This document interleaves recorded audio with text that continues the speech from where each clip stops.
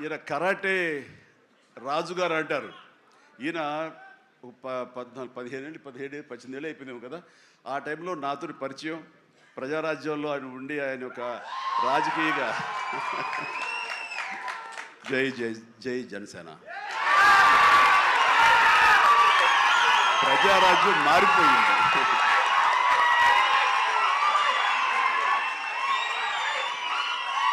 ప్రజారాజ్యం రూపాంతరం చెందింది జనసేనగా. I'm very happy. ఆ రోజున పొలిటికల్గా తను రావాలి అని, పొలిటికల్ ఎదగాలని తన ఇంట్రెస్ట్ అని చెప్పినప్పుడు నేను వెంటనే ఆయనకు అవకాశం ఇవ్వడం జరిగింది. బట్ పరిస్థితులు ఇంకోలాగా ఉండేది. అలాగే అప్పటి నుంచి నాతోటి సత్సంబంధాలు ఏర్పరచుకున్నాడు. వాళ్ళ అబ్బాయి ఇలా సినిమాలోకి వస్తాడు అని కూడా చెప్పాడు. నేను వాళ్ళ ఇంటికి వచ్చినప్పుడు ఏదో పూజకు వచ్చాను ఒకసారి, అయ్యప్ప పూజకు వచ్చినప్పుడు. చాలా చిన్నవాడు అనుకుంటా విశ్వక్సేన్.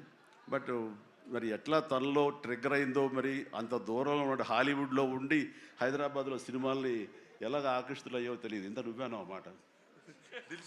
దిల్షుక్ నాకు అమెరికా దగ్గర అనిపిస్తుంది, దిల్షుక్ దగ్గర అంతవరకు. సో ఖచ్చితంగా తనకి కావాల్సిన విధంగా తనకున్న హిడెన్ టాలెంట్స్, అటు రైటింగ్ కానివ్వండి, అటు డైరెక్షన్ టాలెంట్స్ కానివ్వండి, యాక్టింగ్ కెపాసిటీస్ కానివ్వండి, ఇన్ని ఉన్న వ్యక్తి ఇంటి పట్టును కూర్చోలేరు. ఖచ్చితంగా పరిశ్రమ రావాలి, ఇక్కడ అభివృద్ధి చెందాలి, ఇక్కడ తన సత్తా చాటుకోవాలి, తన జెండా పాతాలి.